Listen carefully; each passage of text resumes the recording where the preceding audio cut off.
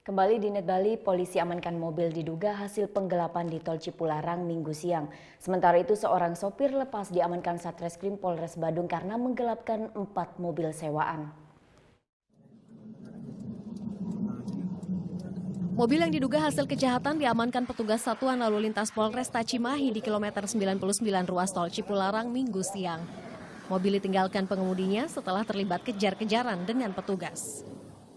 Polisi akhirnya menderek mobil yang dilaporkan penyewaan mobil hilang dibawa kabur penyewanya.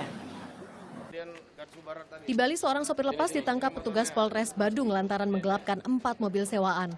Penangkapan tersangka berawal dari laporan sejumlah penyewaan mobil di Kuta Utara yang mobilnya dibawa tersangka Putu Joni. Dia merental mobil, setelah meminjam, kemudian membawa lari dan digadaikan maupun dijual ke orang lain.